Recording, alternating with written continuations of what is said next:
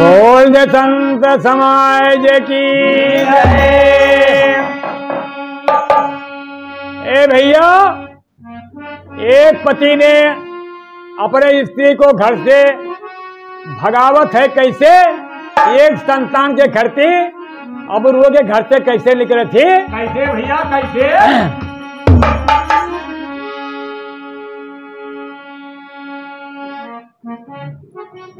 अरे अकला नवा के बिना और परी गई बाझिन जगमन मवाया कला नवाई के बिना परी गई बाझिन जगमन मवाया कला नवाई के बिना परी गई बाझिन जगमन मवाया कला नवाई के बिना कला नवाई के बिना हो कला नवाई के बिना जगमन जगमन मवाया कला नवाई के बिना परी गई बाझिन जगमन मवाया कला नवाई के बिना परी गई बाझिन जगमन मवाया कला नवाई के बिना परी गई बाझिन जगमन मवाया कला नवाई के बिना कला नवाई के बिना हो कला नवाई के बिना परी गई बाझिन जगमन मवाया कला नवाई के बिना परी गई बाझिन जगमन मवाया कला नवाई के बिना परी गई बाझिन जगमन मवाया कला नवाई के बिना भैया बैठी राजी अजुआ करली कि अपने रहन भवनवा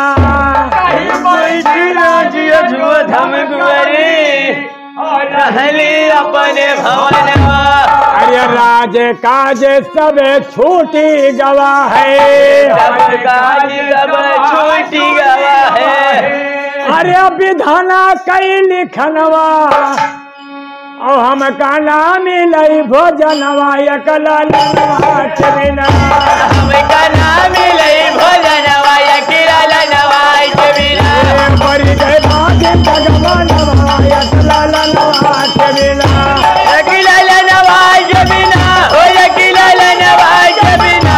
परी गई बाझिन जगमन मवाया कला नवाई के बिना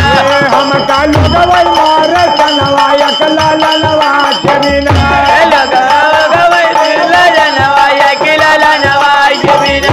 हम का लोगवल मारे कनवाया कला नवा के बिना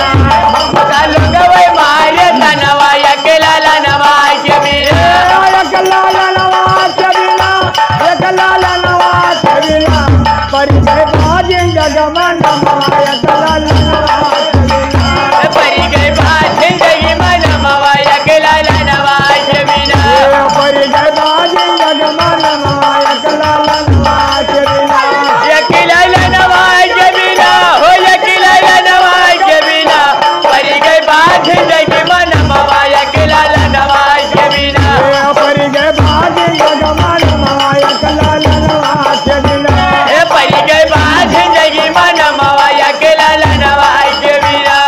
घर से बेनिकारी सैया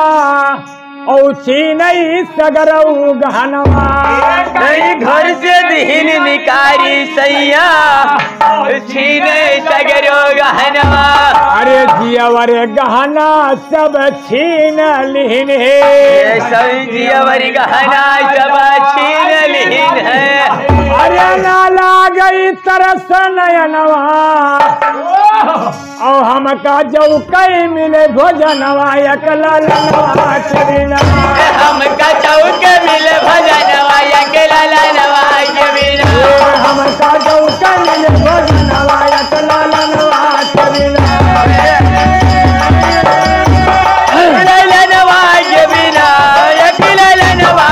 बिना हमका चौक मिले भजनवा एकला नवा के बिना हमका लोगवल मारे कनवा एकला हमका चौक मिले भजनवा एकला नवा के बिना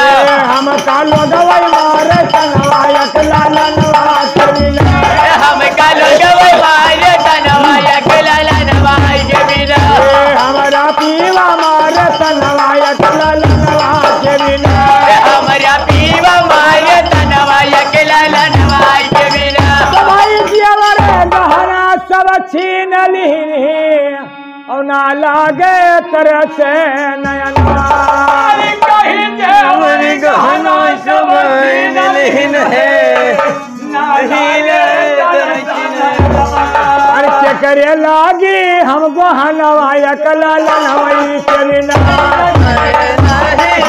हरवाया के ललनवा के बिना करे लागी हमको हनवाया कललनवा के बिना ललनवा के बिना हो ललनवा के बिना चकर लागी हमको हरवाया के ललनवा के बिना हम कालो गवाया तनवाया कललनवा के बिना मारे तनवाया के ललनवा के बिना तो भाई सही घराना रतन दास के कि भाई कविता बनाई ने कथनवा कहीं सही घराना रतन दास के कविता बनाई सही घराना रतन दास के कि भाई कविता बना कथनवा भैया कैसे अरे कहाई रंगीले दास से दुख भोग के परी है कहे रंगीले दास से दुख भोग के परी है अरे जक्रिया जौन करमवा और हम का नाम मिलई भोजनवा कललनवा के बिना हम का नाम मिले भोजनवा के ललनवा के बिना हम का नाम मिलई भोजनवा कललनवा के बिना ललनवा के बिना हो ललनवा के बिना हम का नाम मिले रे तनवा के ललनवा के बिना हमारा पीवा मारे तनवा कललनवा के बिना